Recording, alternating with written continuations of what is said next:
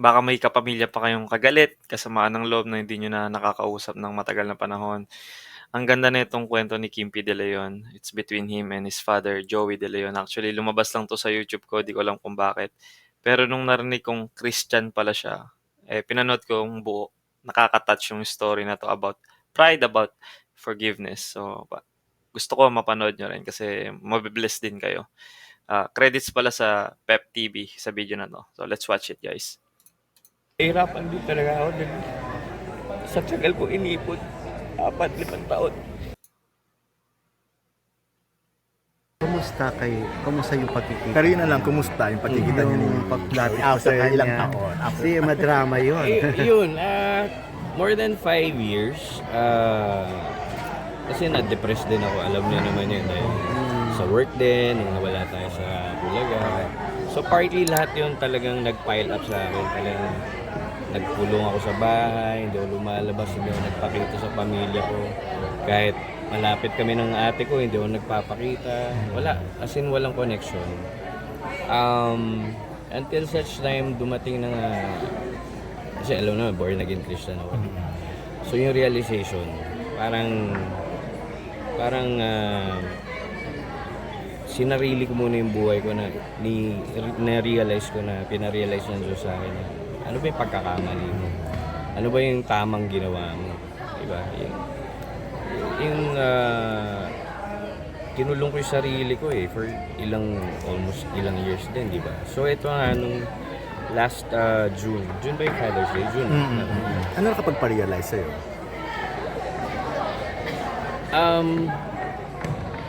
Pride. Yep. Kailangan tanggalin ko yung pride na yun.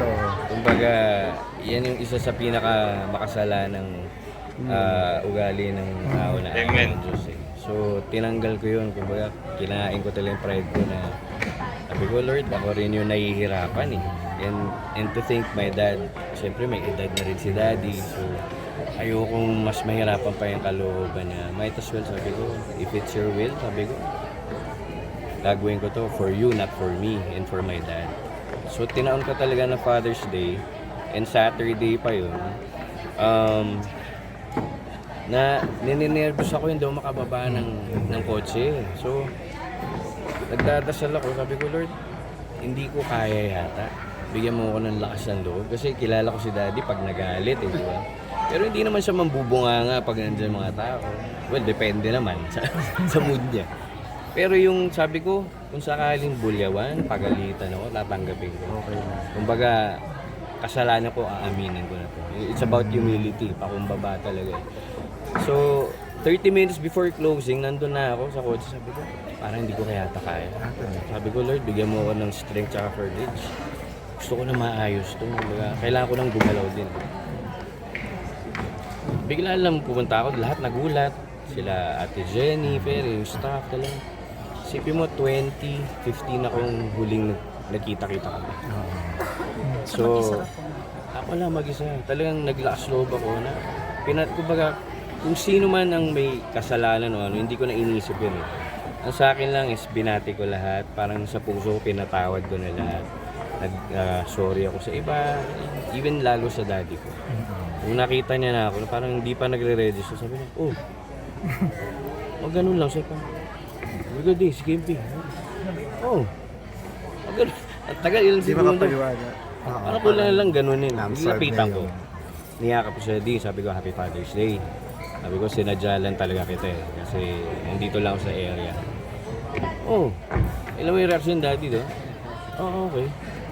Parang hindi siya makapaniwala nandun ako kasi 4 years, 5 years sige mo kita. Dito muna ako sa backstage. So nandun na ako, naghihintay ako. Bigla siya lumabas. Hawak ako kay Mike. Inabot na hindi na nagsalita doon, inabot na yung Mike. Sabi niya, may promo ka ba dito? Ba't nandito ka? May promo ko. Sabi ko, sinadya lang talaga kita. Sabi ko, Happy Father's Day. Tapos niyakap ko siya. Sabi ko, wala, namiss lang kita. So, doon na lang, wala na kami pinag-isipan na hindi, wala naman kami pinag-isipan na na problema. Casual, alam mo si Daddy, di ba? Daddy kasi ayaw niyang problema, gusto niya masaya lang lagi. Pero ako kasi yung type na hindi ko kaya. Kailangan transparent ako. Kung ano makita mo sa akin, sasabihin ko. Pero in his case, that time, ayoko sirain. So talagang usap lang ako, kwento ako. Parang siya yung na-excite na, halika, dito yung dito yung dressing room namin eh. Kita mo yung mga kilala mo dati. Sabi ko. So nandun ulit yung connection namin sabi ko. At least sabi ko kahit paano, Lord, medyo okay na to.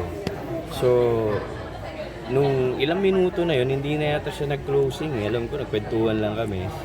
Hinatid ko na siya sa kotse. Nung pasakay na lang siya, sabi na, kita na lang tayo ulit. Okay, dude.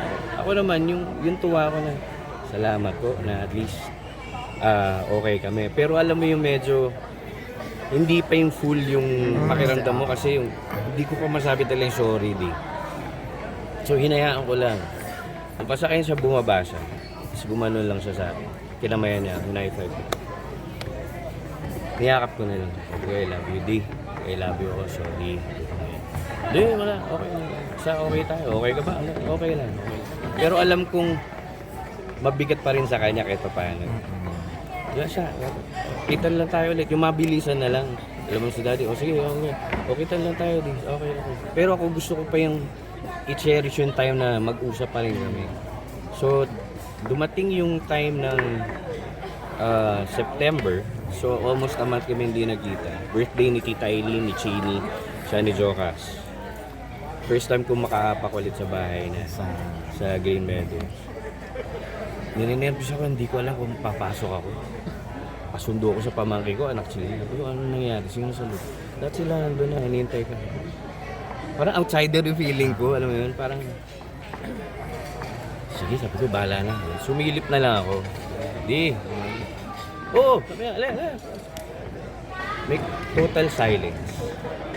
Yung makap na lang ako sa Tita Eileen ko, nag-sorry ako sa kapatid ko si Diyos, umiiyak. Sabi ko, ba't umiiyak? Sabi ko, tagal mo na wala eh, sabi sa akin. So, na-feel ko ulit na at home ako na yung welcome ulit ako. So, yung forgiveness ng family nandun pa rin. So, okay lahat, brothers ko lahat. Nung ina-arrange na nila yung cake para sindihan, tinawag ko ni Daddy. Nakita mo ba yung kwarto? Sabi niya. Sabi ko, hindi pa. Pagpasok, ganda, ganyan. Tapos inakbayan niya ang ganda. Umiyak na ako. Doon na umiyak na talagang parang bata, hagulgul ako ng hagulgul. Sorry po, napapunga ako eh.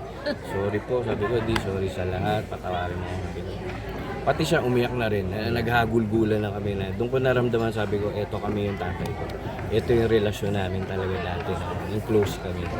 Na naramdaman ko ulit yung father and son relationship. Sabi niya, naiyak. Hindi, Na-imagine ko ayoko- kasi yung ayoko scenario umiyak eh. Kasi, ano pa rin eh. Siguro. Sa akin, yung iyak ko is more of joy.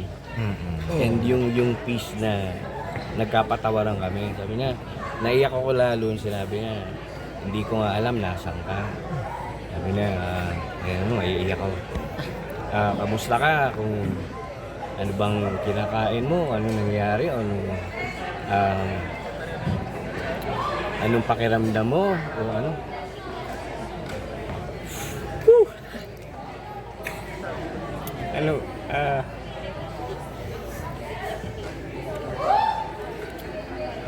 Kasi Sorry.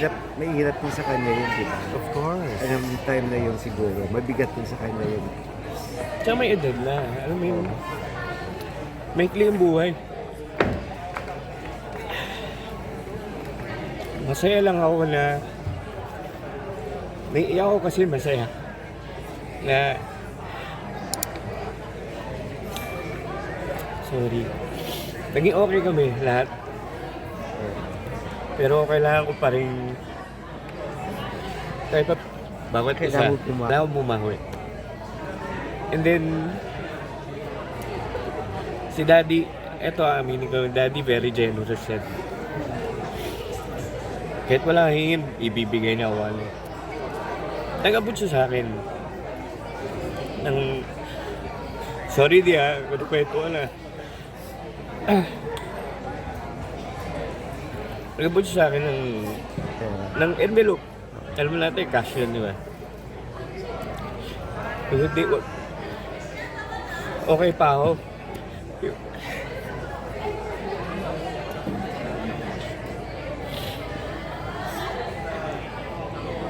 okay pa ako, sabi ko, ayos lang ako.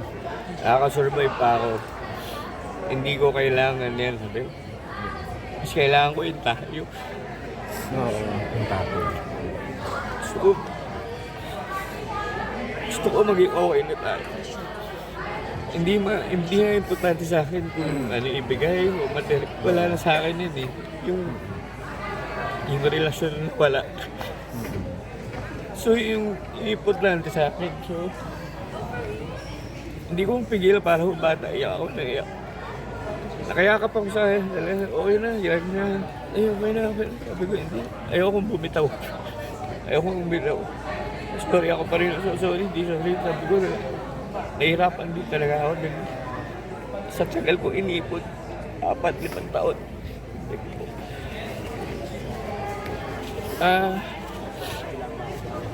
Pagdating talaga daddy sa pamilya, emosyonal talaga ako. Doon ko naramdaman lalo yung value ng pamilya. Yung gaano ka-importante yung pamilya. Yung isa, iyak din siya na iyak. Gulgul din. Doon ko nakita yung daddy ko na para din batang umiyak. Kasi sabi ko lang, di, mahal kita. Anong nangyari, mahal kita. Kumbaga, sorry na lang talaga. Yun lang sabi ko, sorry. Tapos, sabi niya, sige na. Mahirap mo na yung luha mo, lalabas tayo, nakakahiya. Sabi parang gano'n. Kasi ito, bigla lang pumasok yung kapatid ko, si Jaco. Pagbukas yung natamaan pa yung paa ni daddy, aray ko, bumalik pa si daddy. Ay, sorry. Naging comedy pa nga eh. Nasa lahi talaga yung comedy. Sorry, di nga. Pasensya na, nasira ko yung moment ko. Sabi ni Jaco. So ako naman talaga, doon ko lang naramdaman, sabi ko at least tanggap pa rin ako kahit paano. Walang kahit pa paano. Hindi, I mean, Tanggap ka. kasi yung sa pagkakamali ko, kasi pinairal ko kasi talaga yung pride. Alam mo yun, dumating ako sa point na talaga yung galit ko sa trabaho, sa tao, yung mga nagtanggal sa akin. Kasi I was left hanging eh. Wala akong idea bakit ako nawala. Bakit tinanggal? Humingi ako ng sagot, wala. So nandun talaga yun yung nag-down talaga sa akin eh. So dumating talaga yung may nagsabi lang sa akin. May mga bagay talaga tayo na tanong na minsan walang sagot. So inisip ko na, siguro parang graduation ka na lang yun. So okay na, napatawad ko na yun. Kung nag-usap kami ni daddy, okay na yun. Kaya thankful ako sa family ko na at least naging okay kami lahat na we patch things up. And pinagdasal ko rin talaga na mangyari yun. Even si Chini, iyak din na iyak. Mga kapatid ko. And until sa mami ko naman, ganun din nangyari. 2 years kami hindi nakita. 2 years din ba sa mami mo? Dahil nakita ko nila siya, interview niya kay OG. Yeah, 2023. Wala yung connection namin. Hindi ko alam kung binlock nga niya ako o ano. Until such time dumating yun, may mga GMA, mga movies, tinahanap ako.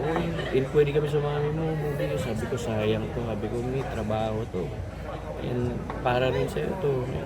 I tried to look for her. Facebook, wala. Hindi ko lang, pag tinawagan ko, para mag-ring siya, tapos pag nag-drop. Ano ba to, naka-block ba ako? Ano?